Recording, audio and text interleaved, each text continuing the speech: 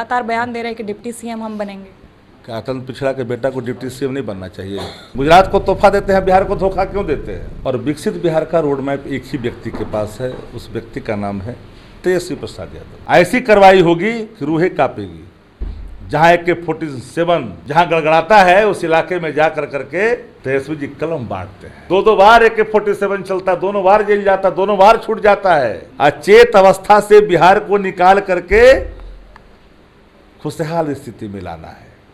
लड़ाई उसकी है, इस बार की लड़ाई है बिहार को बदलने की, सिर्फ मुख्यमंत्री बनाने का नहीं है सवाल है। आगामी विधानसभा चुनावों का बिगुल बज चुका है और साथ ही साथ आपको बता दें कि विधानसभा चुनाव को लेकर के सारी पार्टियों ने कमर कस ली है कि इस बार बिहार को साधना है। आज इसी तमाम मुद्दे पर बातचीत करेंगे। बातचीत करने के लिए हमारे साथ मौजूद हैं राजद से शक्ति सिंह यादव। शक्ति जी, सबसे पहले तो ये बताइए कि बिहार विधानसभा चुनाव का ऐलान हो चुका है, तारीखें आ चुकी हैं, कैसा लग रहा है, तैयारियां कैसी चल रही? चुनाव आयोग ने कल अधिसूचना जारी कर दी, तिथि का ऐलान तो कर दिया। 2 चरणों में बिहार में चुनाव होने हैं। 121 प्रथम और द्वितीय 122, 6 तारीख और 11 तारीख वोटिंग होगा और 14 को गिनती हो जाएगा। 17 फर्स्ट फेज के लास्ट है नामांकन के, फिर 20 तक है। तो ये लोकतंत्र का महापर्व है और इसका इंतजार हर कोई करता है कि एक नई सरकार बने जो विकसित बिहार की रोड मैप के साथ आगे बढ़े। और विकसित बिहार का रोड मैप एक ही व्यक्ति के पास है, उस व्यक्ति का नाम है तेजस्वी प्रसाद यादव। 17 महीने के सुनहरे कालखंड को देखिए। IT पॉलिसी, टूरिज्म पॉलिसी से लेकर करके स्पोर्ट्स पॉलिसी, उतना ही ने ड्रेनेज सिस्टम को ठीक किया, नौकरी दी, नियोजित शिक्षकों को राजकर्मी का दर्जा दिया। मरहूम नेता सुशील मोदी जी कहा करते थे कि भगवान भी आ जाएंगे तो इनको राजकर्मी का दर्जा नहीं मिलेगा, लेकिन तेजस्वी ने करा दिया। और मैं ये बात सिर्फ वही कर रहा हूं जो राष्ट्रीय जनता दल के खाते में डिपार्टमेंट थी।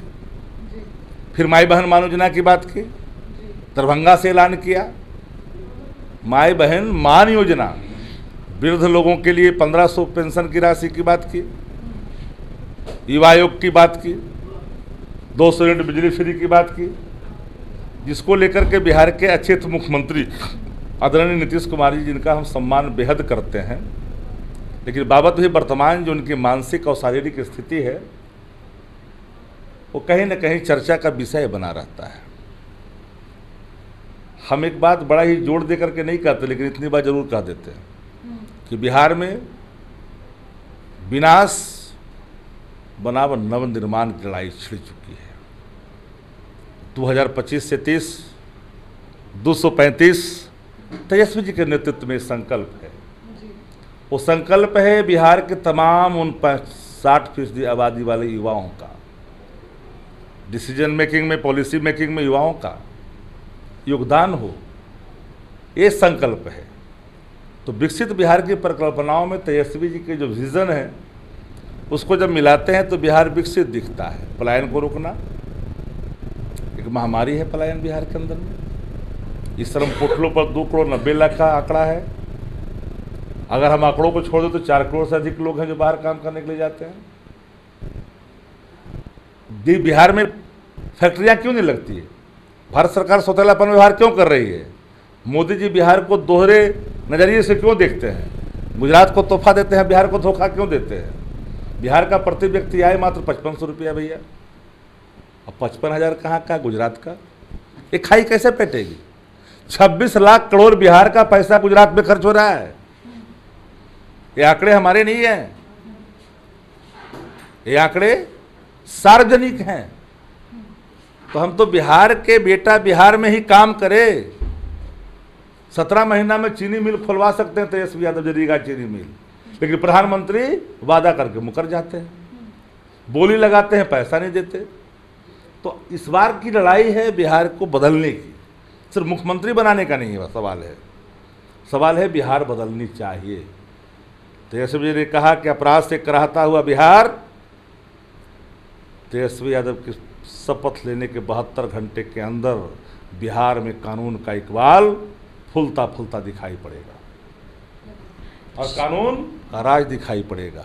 अपराधी जो आज जाति धर्म और मजहब के आधार पर मानक तय की जाती है और डिस्क्रिमिनेशन नहीं होगा, इमीडिएटली एक्शन अगेंस्ट क्रिमिनल,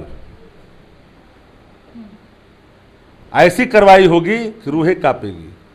जहां AK-47 जहां गड़गड़ाता है उस इलाके में जा करके तेजस्वी जी कलम बांटते हैं। दो बार AK-47 चलता, दोनों बार जेल जाता, दोनों बार छूट जाता है, लेकिन का हथियार नहीं, कलम की जरूरत है। जहां पर घोड़े पर चढ़ने की आजादी पिछड़ों के, दलितों को, कमजोर तबकों को नहीं होती है, उस इलाके में जाके घोड़ा चढ़ करके क्या करते हैं? संदेश देते हैं कि चाहे कोई हो। डॉक्टर लोहिया ने कहा कि वोट का राज का मतलब छूट का राज, तो सबको प्रभाषित किया और एक ही लक्ष्य है, बिहार को बनाना। और बिहार तभी बनेगा जब सबका सहयोग होगा। अचेत अवस्था से बिहार को निकाल करके खुशहाल स्थिति में लाना है। लड़ाई उसकी है। चुनाव आयोग का भाजपा के साथ पटना आना, अब फिर इंतजार करना, उद्घाटन का तब घोषणा करना, ये सब बातें जनता में चली गई है। Every people are fully aware कि चुनाव आयोग की सानिध्यता, संपर्कता और उसकी मनमानी और दोस्ती जग जाहिर है भाजपा के साथ। तो शक्ति जी, ऐसी स्थिति में जब लड़ाई अपने अंतिम चरण पर पहुंच चुकी है, सीटों का क्या चल रहा है? अंदर खाने में क्या खबरें चल रही है? किसका सीट बट गया है? एकाक जरा खबर जरा ला कर दिखा दो, रिपोर्टिंग करते हो तो बता दो ला करके। किसी का बट गया है क्या? नहीं सर, ऐसे में जब चुनाव काफी नजदीक, मैं पूछ रहा हूँ, उसका जवाब दे दो। किसी का बटा है तो बताओ। हमारे आंगने में ताक झाँक की क्या आवश्यकता? अपना आंगन तो देखो। जिसके आंगन में प्रतिदिन क्रांद हो रहे हैं, कोहराम मचा हुआ है, हर घटक दल अपने हिस्से की बात कर रहा है, जहां भीख दिया जाता है, वो गठबंधन हम पर सवाल खड़ा करेगा? पहले उससे जाके पूछिए। वहां किसी को बोलने की आज़ादी नहीं है, यहाँ तो सब कोई बोलता है। यहाँ डेमोक्रेसी है, इनर डेमोक्रेसी है, आंतरिक लोकतंत्र है, अभिव्यक्ति की आज़ादी है। फंडामेंटल राइट किसको कहते हैं भाई? मौलिक अधिकार का क्या मतलब है? कि एक व्यक्ति बोल रहा है, बाकी सुन रहा है? नहीं, जितने भी घटक दल है सब अपनी बातों को रखते हैं। यही है खूबसूरती इंडिया गठबंधन की। यहाँ दिखता है इंडिया, वहाँ दिखता है एंडा, और उसमें कहीं कहीं गेंडा का दर्शन हो जाता है। तो गेंडा से सब कोई डरता है। पूछा हुआ गेंडा, हम क्या? I am not aware. Sir एक और चीज़ थी सर, आखिरी सवाल रहेगा आपसे कि ऐसे में सीटों के बंटवारे की जब चर्चाएं चल रही है लगातार, ऐसे में जब भी सीएम फेस का ऐलान नहीं हुआ, उसने पे मुकेश सहनी बार कौन बोला सीएम फेस का ऐलान नहीं हुआ? सर कांग्रेस बार इस बात बोल रहा है? कौन मुकर रहा है? कांग्रेस। ये तो मीडिया की कारस्तानी है।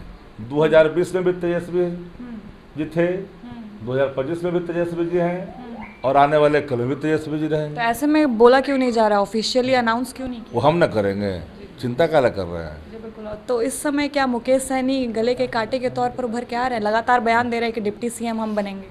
क्या अत्यंत पिछड़ा के बेटा को डिप्टी सीएम नहीं बनना चाहिए? हैं? अल्पसंख्यक और दलित के बेटा को उप मुख्यमंत्री नहीं बनना चाहिए? क्यों नहीं बनना चाहिए? लोकतंत्र में मांग क्यों नहीं करनी चाहिए? सबको अधिकार है। तो घोषणा ये भाजपा में रजिस्ट्री है क्या? भाजपा की बपौती है क्या कोई पद?